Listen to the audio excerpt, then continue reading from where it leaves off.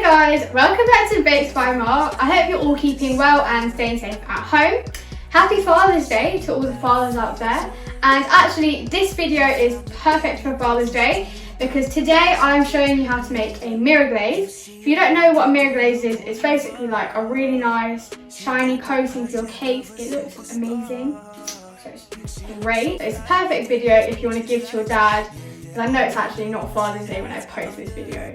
So, I don't know, maybe for next year, or if you just want to bake your dad a cake, why not? If you haven't already, please check out my Instagram and Facebook at Baked by Amal and a sprinkle of glitter, and also my TikTok at Baked by Amal, where I post some behind the scenes and more cake.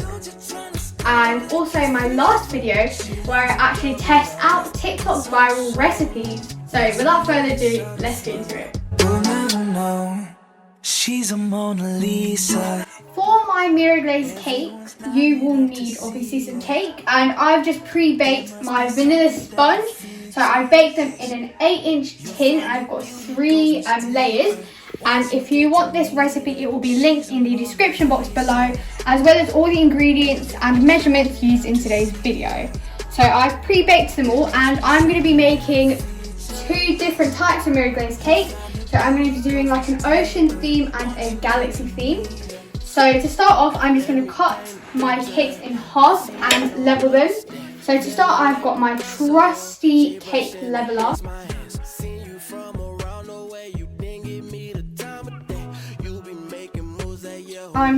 I've reset my cake leveler so it's half the height of the cake.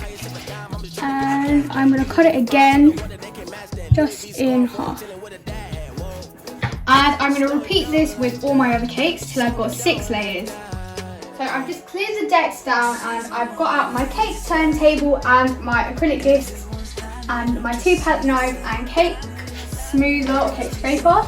So I'm just going to build my cakes as I normally would with my acrylic discs. So if you want a more in-depth tutorial, I will link all the videos you need down below. I've got a wet kitchen towel. I popped it onto my cake turntable, and then I popped the acrylic disc on top so it doesn't move, nice and stable. And I've also got my classic vanilla buttercream, no grit, super smooth. I'm going to start with a blob of buttercream just to stick the first layer down. Going with some buttercream, just smooth it out with my offset palette knife. And just go around to smooth it all off. Then you want to go on top with your next layer.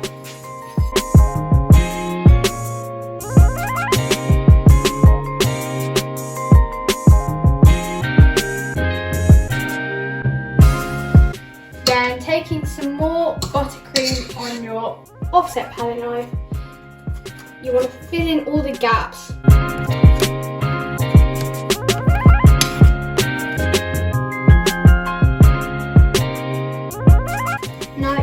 Going around the entire cake with your offset palette knife, you just want to grab your cake scraper, just clean the board up a bit. Again, you just want to smooth some onto the top.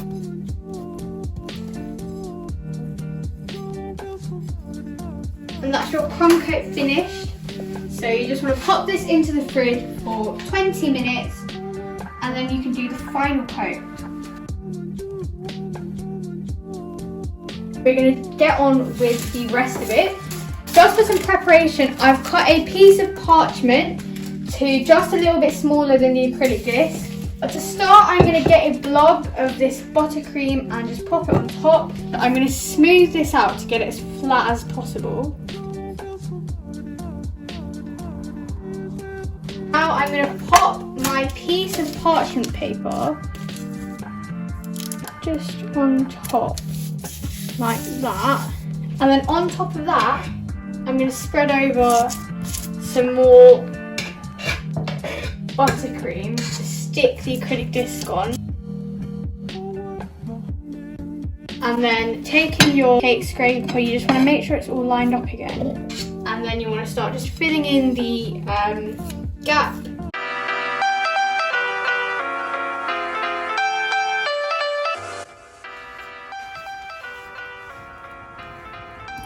And I've gone and switched to my straight palette knife.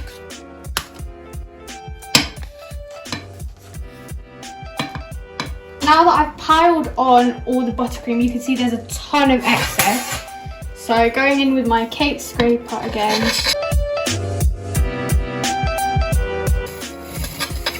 Now for the main part, which is the mirror glaze.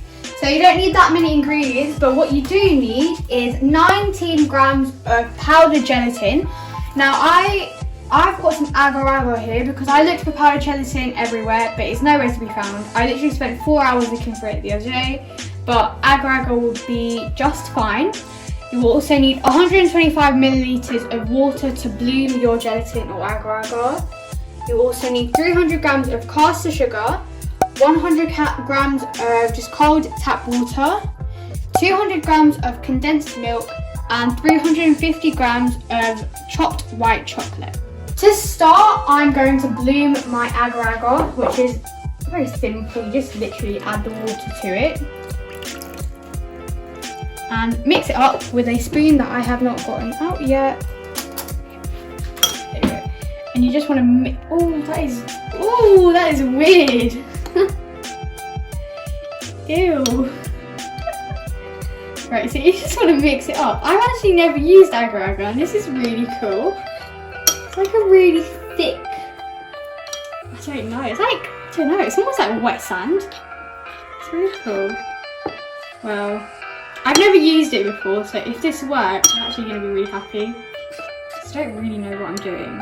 Oh, it smells really weird. It smells like nature. It smells a bit like grass. It smells like grass. I'm going to put the rest of the ingredients in a pan. First, I'm going to go in with the caster sugar. Then in with the water, the condensed milk. Then you just want to pop this onto a medium to low heat and give it a stir about. And you want to cook this until all the sugar's dissolved and it's come to a low simmer.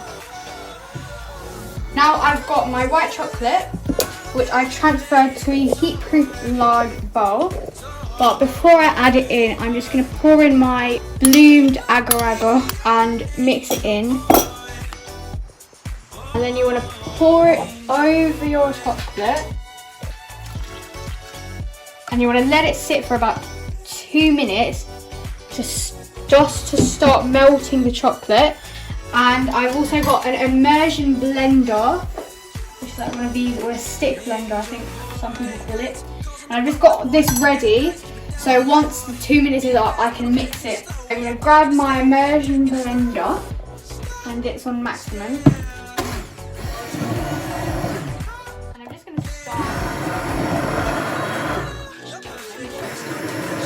Now that the chocolate's completely melted in with it, I'm going to bring some bowls over. I've got a few different bowls, so I'm going to do quite a few different colours. So I'm going to start dividing it up. So first I'm going to do the sand. So this is an ocean themed cake.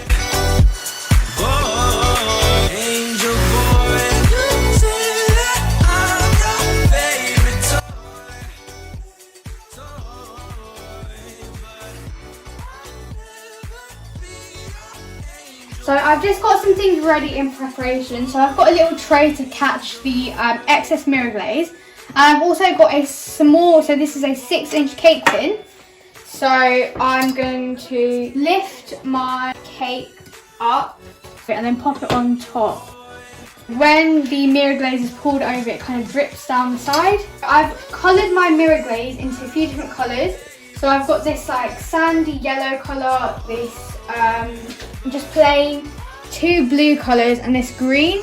This green it's meant to be a dark blue, but it just turned into green. I don't know why, but we're gonna roll with it. So to start, I've got a jug and I've got a sift on top of it, and I've just got a thermometer in to measure the temperature, and I'll talk about that in a minute. I'm gonna pour it into the same jug,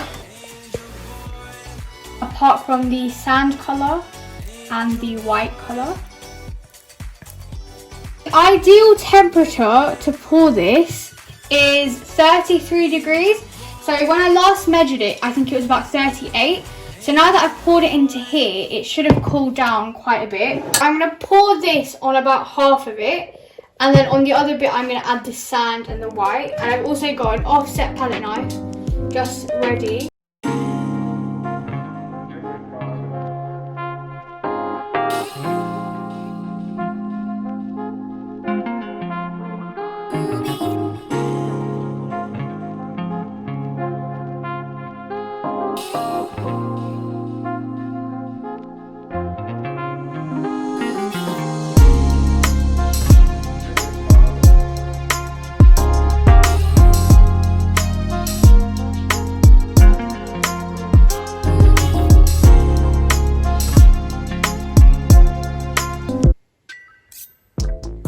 I've completely finished doing the edges and everything, and it looks amazing. So now the finishing touch is just to take a palette knife and just run it underneath so you get all the drips, because you don't want them to dry like that. It looks amazing, and you can see like this mirror, you can see my reflection, which is very cool. Oh wait, is that my shadow? That might actually be my shadow.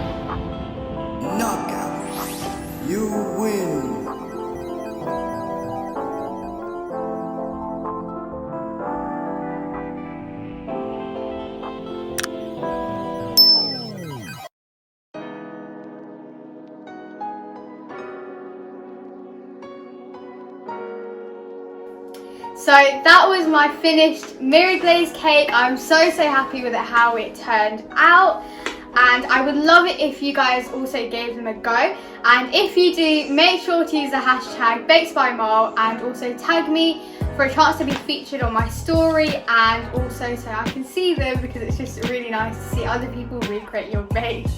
If you haven't already, make sure to subscribe down below. We are so close to 2,000 followers, which is like crazy. That blows my mind. And also hit the notification bell to be notified every time I post a new video, and also smash the thumbs up button and comment down below if you enjoyed.